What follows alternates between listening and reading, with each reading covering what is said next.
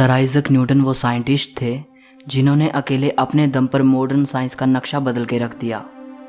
Newton एक mathematician, astronomer, author, historian, थियोलॉजन और एक फिलोसोफर भी थे। आज वे दुनिया के सबसे महान वैज्ञानिकों में से एक माने जाते हैं। वीडियो को एंड तक देखते रहिए। आप इस महान वैज्ञानिक के बारे में 20 ऐसी बातें जानोगे जो शायद ही आपने पहले कभी सुनी होंगी। नंबर 20। हम बचपन से एक कहानी सुनते आए हैं कि एक दिन न्यूटन एक सेब के पेड़ के नीचे बैठे थे तो एक सेब टूटकर उनके सर पे आ लगा।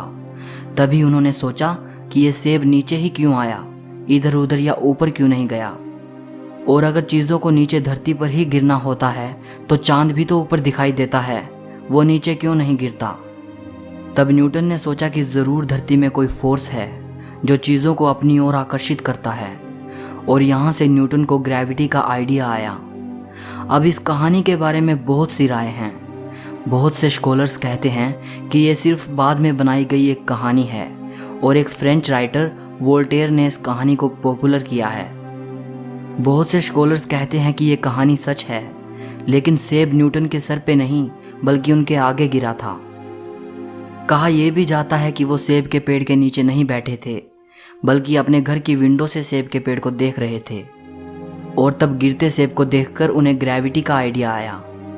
अब ऐसे भी एविडेंसेस मौजूद हैं जो इस कहानी को सच साबित करते हैं। ज़्यादातर स्कॉलर्स मानते हैं कि न्यूटन ने इस सारी घटना को अपने ही समय के एक वैज्ञानिक और लेखक विलियम स्टुकली को बताया था।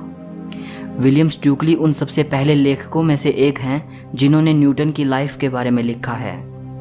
जो बुक स्टुकली ने लिखी थी उसका नाम है memoirs of sir Isaac Newton's life. इसकी मैन्युस्क्रिप्ट ब्रिटेन की रॉयल सोसाइटी के पास सुरक्षित रखी है, लेकिन रॉयल सोसाइटी की लाइब्रेरी के चीफ का कहना है कि सेब गिरने की कहानी महज एक कहानी ही लगती है जिसे न्यूटन ने बाद में आम लोगों को समझाने के लिए बनाया था।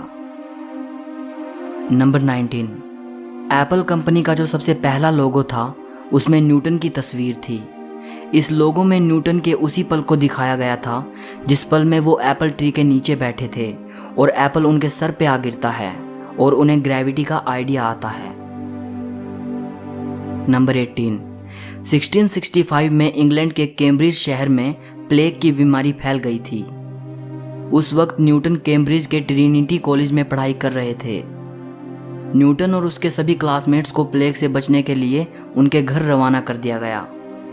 यही टाइम न्यूटन की लाइफ का सबसे प्रोडक्टिव पीरियड साबित हुआ। यही वो टाइम था जब उन्होंने कैलकुलस का आविष्कार किया और वो चीज़ हमें दी जिसे आज न्यूटोनियन फिजिक्स कहते हैं। नंबर 17। न्यूटन ने कई सालों तक अपनी डिस्कवरीज को दुनिया से छिपाए रखा। कई सालों तक उन्होंने इस बारे में किसी को भी नहीं बताया। शायद उन्हें इस बात का डर रहा होगा कि लोग उनकी की गई खोजों को सही नहीं मानेंगे। नंबर 16। एक साइंटिस्ट होने के बावजूद भी वो बड़े धार्मिक इंसान थे। उन्होंने खुद लिखा है कि ग्रेविटी हमें ग्रहों की गति के बारे में बताती है, लेकिन ये नहीं बता सकती कि इन ग्रहों को गति में किसने सेट किया है। ईश्वर सभी चीज़ों को नियंत्रित करता है और जानता है कि क्या है और क्या किया जा सकता है। नंबर 15। आपको जानकर हैरानी होगी कि एक धार्मिक व्यक्ति होने के बावजूद और ईश्वर पर विश्वास रखने के बावजूद भी न्यूटन भूत, आत्मा और शैतान आदि पर विश्वास नहीं करते थे। नंबर 14। न्यूटन का बाइबल को लेकर बहुत जुनून था।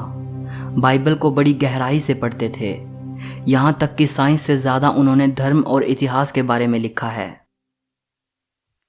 नंबर 13। बाइबल पढ़ने की वजह से ही उन्हें कुछ चीज़ों को प्रेडिक्ट भी किया। न्यूटन ने अनुमान लगाया था कि जीसस को सूली एग्जैक्टली 3 अप्रैल 33 AD को दी गई थी। नंबर 12। न्यूटन के अनुमान के मुताबिक यह दुनिया 2060 से पहले ख़त्म नहीं होगी। नंबर 11। कहा जाता है कि न्यूटन ने पहले ही बता दिया था कि यहूदी इज़राइल को फिर से हासिल करेंगे, और उनकी यह भविष्यवाणी सच साबित हुई। नंबर 10। बाइबल को लेकर उनका जुनून इतना ज़्यादा था कि वो जस्ट इसलिए हिब्रू भाषा को सीखने चले गए कि उन्हें बाइबल में छिपे गूढ़ अर्थों को समझना था। आपको ये जानकर हैरानी होगी कि जिस न्यूटन को हम आज एक महान साइंटिस्ट के तौर पर जानते हैं, उसी न्यूटन ने अपनी ज़िंदगी का आधे से ज़्यादा टाइम साइंस पर काम करने की बजाय धर्म के गूढ़ अर्थों को जानने में लगा दिया। नंबर 9, जिस साल ग्रेट साइंटिस्ट गैलीलियो गैलीली की डेथ हुई थी, सेम उसी साल सर आइजैक न्यूटन का जन्म हुआ था।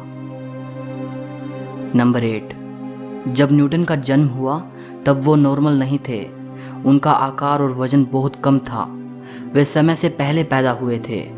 उनकी मां ने बताया था कि उनका आकार इतना कम था कि वे एक छोटे मग में समा सकते थे, इसलिए इनके जिंदा बचने की उम्मीद बहुत कम थी। नंबर 7, आइजैक न्यूटन के फादर का नाम भी आइजैक न्यूटन ही था।